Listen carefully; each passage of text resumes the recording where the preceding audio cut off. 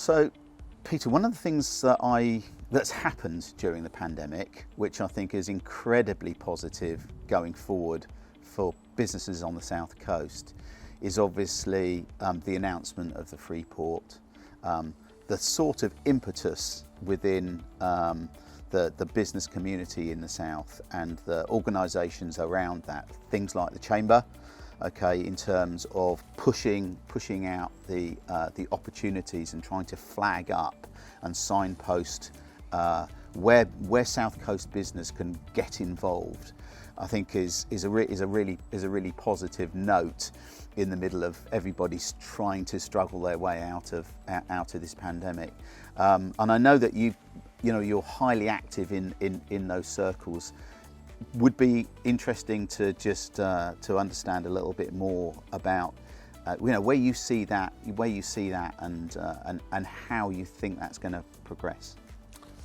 Yeah, thanks, Steve. Southampton, the South Coast, the Central South is in a really exciting place, full of opportunities. They talk about Heathrow Airport being the UK hub of the air. Actually, Southampton, the largest economic hub south of London, is the UK's hub of the sea. The activity that goes on through our main port, that also goes through Southampton Gateway Port, is absolutely immense. And in a post-Brexit world, as we are now, actually the opportunities for us to seize are huge. We've got the Southampton Free Port, one of 8 free ports across the country, and we can talk a bit more about the benefits that come from the free port. Yeah, I think that's important actually. In due course. We got the Southampton bid for UK City of Culture 2025, and I hope that as many businesses, as many people, not just in Southampton, but right across the region. It's supported by Portsmouth, it's supported by Bournemouth, Christchurch and Poole councils. The ripple effect that can come if we're successful in that bid will be immense. But the collaboration that's going on between the universities, the further education establishments and business, and understanding what business might need for the future, which will then help to shape those education courses so that actually the people who are going through those colleges, going through those universities, feel the benefits of wanting to stay in the South rather than disappear to other parts of the country. We're seeing people exiting the large conurbations in the country and starting to move down to our neck of the woods. It's a perfect neck of the woods. It's not bad. You look here, the sea, you got the forest, you got all that Southampton, Portsmouth, Winchester and Bournemouth all got to offer. Fantastic. We got the really strong rail links, and I've been talking to people who are looking at exporting out through Southampton by virtue of the fact, we've got the certainty of the sea and the container ships, but we've also got the rail links, the strong rail links that come all the way down from Scotland. And when the environment and sustainability is at the forefront of so many businesses' agendas, actually that's a really compelling message to say, Southampton is a good place to be. And we know that Southampton is also being considered, because of its strategic importance, regionally, nationally and globally, actually is attracting interest from way overseas. But that spirit of collaboration, information sharing, Steve, how are you seeing that?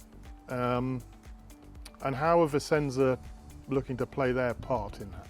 So I think, as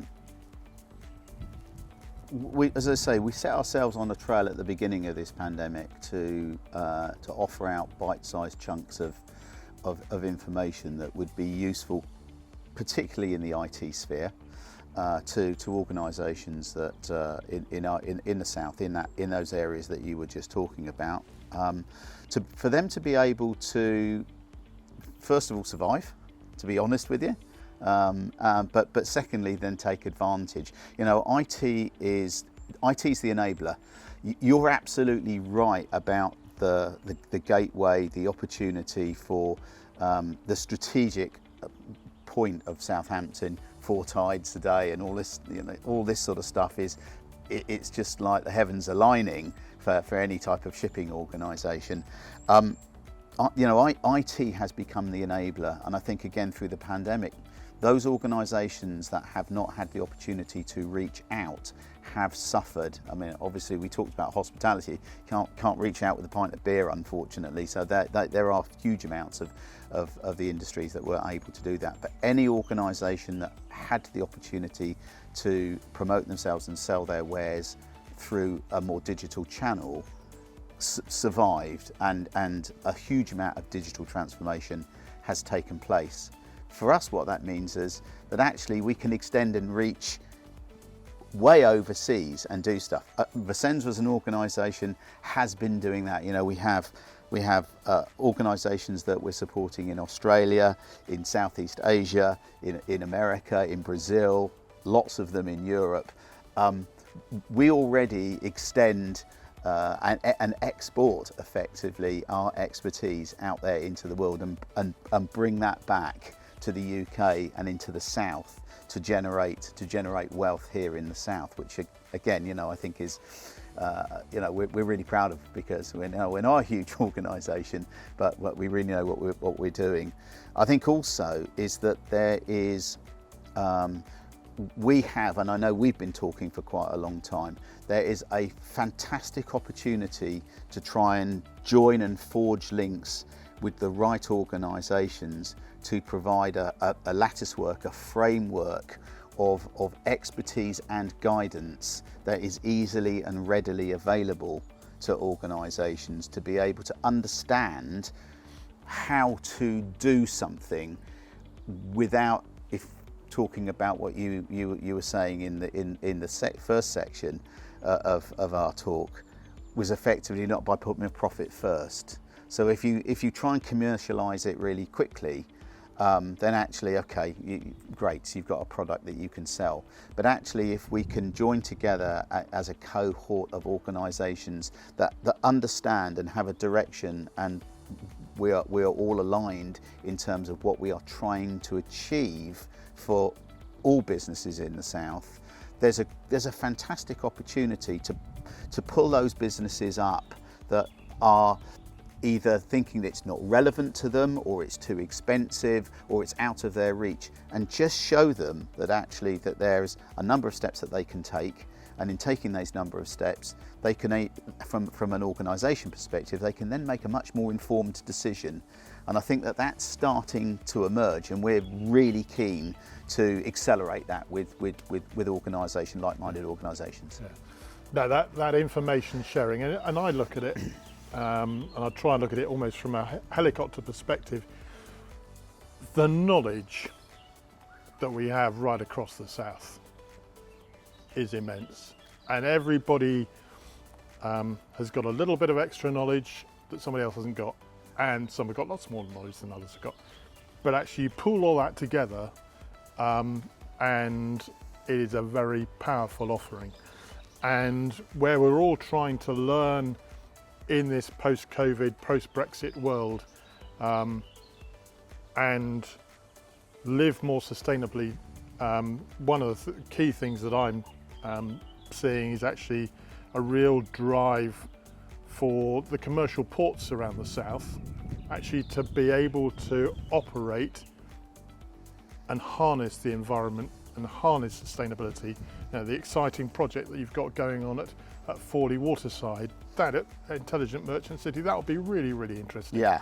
The stuff that is going on within the port, the free port, and the breaks, the tax breaks, the investment incentives that you get that come with that free port, which together with everything else that is happening will increase the size of the GVA in our region, creating more opportunities that everybody here. Yeah, and that's critical. I mean, that point is the if people can look at the long game, then actually that pull-up effect that I talked about, and you've just extended that further, is that pull-up effect just means that the opportunity, the investment opportunity, people going, wow, these guys know what they're doing. They've got a huge base, and they've got a huge knowledge base and cohort of organisations that can help and know what they're doing. The success factor in coming to the south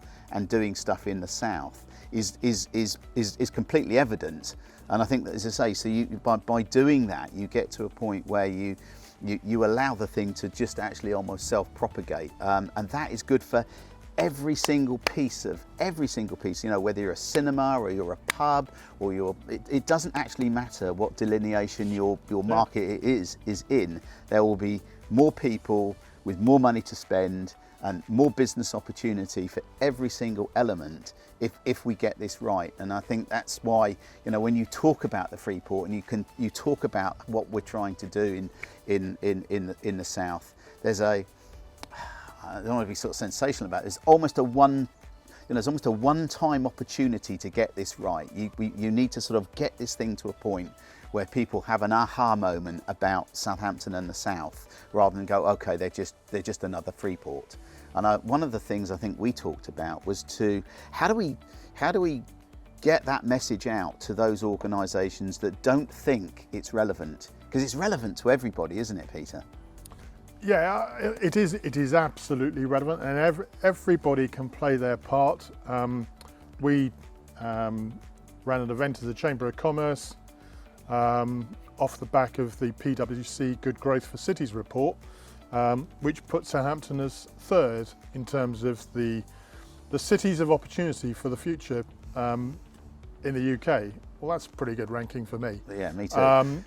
And we had 160 odd businesses on the call, and we did a poll, and the vast, overwhelming majority, I think there was only one maybe who didn't necessarily agree, maybe pressed the wrong button, recognised the strategic importance of Southampton, wanted to play their part to enhance Southampton and the south as a really thriving region, but also recognise that the ambition for Southampton as a city is to be a global port destination city that will thrive for generations to come.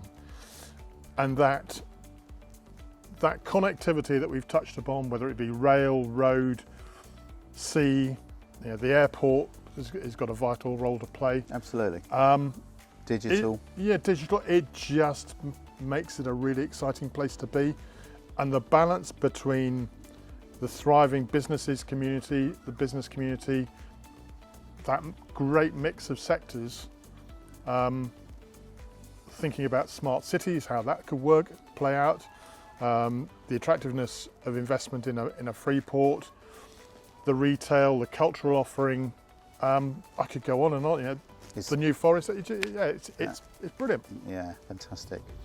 Okay, I think let's talk a little bit more about that, and perhaps make some comparisons in the next section. Yeah, look forward to it.